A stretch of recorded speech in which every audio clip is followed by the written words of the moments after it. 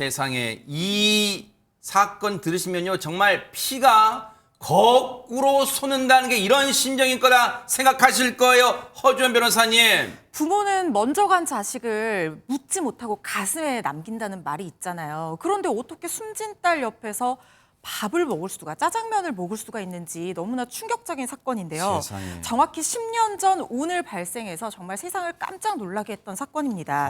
이 사건이 세상에 알려지게 된 건 사건 발생일로부터 보름여 뒤인 지난 2015년 3월 31일에 실종 신고 때문이었는데요. 네. 그날 이 신학대학 교수이자 40대 목사인 아버지가요. 중학생 딸이 집에 돌아오지 않는다라고 하면서 실종 신고를 했습니다. 당시 경찰은 딸의 가출이 잦았다라는 얘기를 듣고 단순 미기가자 아니냐, 중학생이 가출한 것이 아니냐 이렇게 일단은 판단을 했었다고 합니다. 네. 그리고 계속 조사를 이어갔는데 네. 그 다음에 1월에요. 경찰이 이 여중생의 친구를 만나서 굉장히 유의미한 단서를 확보를 하게 됩니다. 이 여중생 친구가 뭐라고 얘기를 했냐면 작년 3월 15일쯤 가출한 직후에 이 친구, 그러니까 해당 여중생을 만났을 때 종아리와 손에 엄청난 멍자국이 있었다는 거예요. 그래서 무슨 멍이냐 이렇게 물어봤더니 전날 많이 맞았다라는 대답을 했다는 그 진술을 확보를 하게 된 겁니다. 보세요. 지금 친구가 이런 뭔가 의미심장한 얘기를 해준 거. 근데 보세요. 애초에 아버지라는 사람이 실종 신고를 한 건 2015년 3월인데 경찰 조사 과정에서 이 얘기가 진술이 드러난 건 해를 넘겼어요. 2016년 1월이 돼서야 친구가 그때 그 친구 만났는데 여기저기 부어 있었어요. 아버지한테 부모한테 맞았다 이런 말을 해요. 세상에. 박성배 변호사님, 세상에. 경찰은 이 사건 단순 실종 사건이 아니라 범죄와 관련된 사건으로 보고 본격적인 수사에 착수합니다. 그리고 2016년 2월 3일 경찰 여중생의 자택을 압수수색하기에 이르는데 어느 방에서 이 여중생이 이불에 덮인 미라 상태로 발견됐습니다. 이에 따라 경찰은 이 목사 부부를 긴급 체포하고 구속영장을 신청했습니다. 세상에. 아니 하재근 평론가 지금 귀를 의심하면 이게 대체 무슨 일이에요 지금. 미라 상태로 발견되다니요. 그게 어떻게 된 거냐면 그 딸의 시신이 발견되기 1년쯤 전에 2015년 3월 17일에 40대 목사하고 그 아내가 자신들의 딸이 그 당시에 12살, 중학교 1학년이었었는데 그 딸이 교회 헌금을 훔치고 거짓말을 했다라는 이유로 잠을 재우지 않고 7시간 동안 폭행을 했다고 합니다. 그러면서 집 밖으로 도망치지 못하도록 딸을 속옷만 입힌 채 난방이 안 되는 방에 방치를 했다고 합니다. 저건요 목사 아니에요. 최진범 교수님. 저건 목사를 가장한 악마.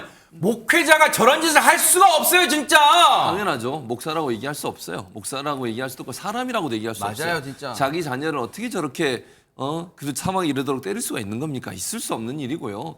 도저히 저는 목사를 떠난 사람이질 않습니다. 네. 저런 사람이 뭘 가르치고 뭘 설교를 하고 이랬다고 생각하면 끔찍하다는 생각이 그러니까요. 드는데요.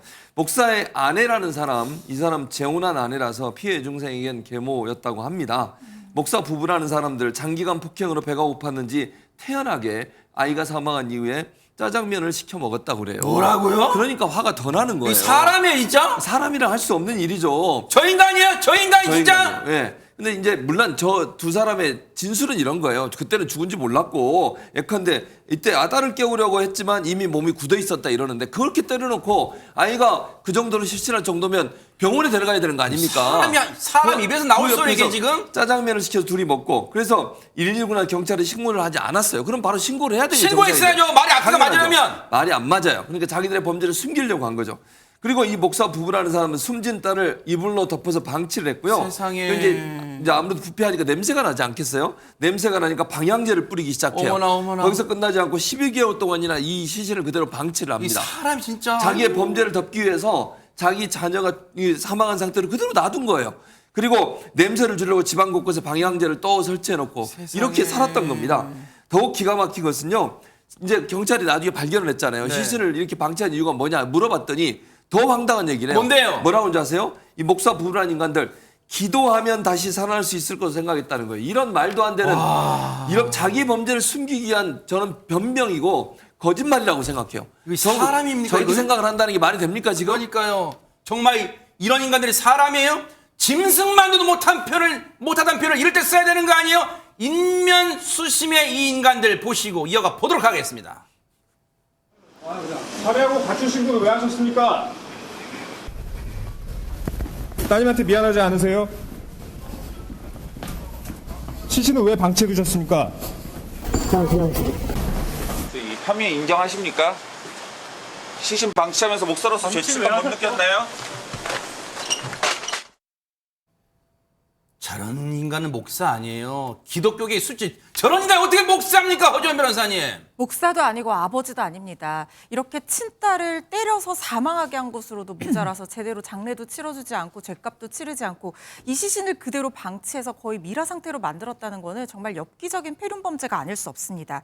결국에 아동학대 치사 등 혐의로 이 사람 기소가 됐는데요.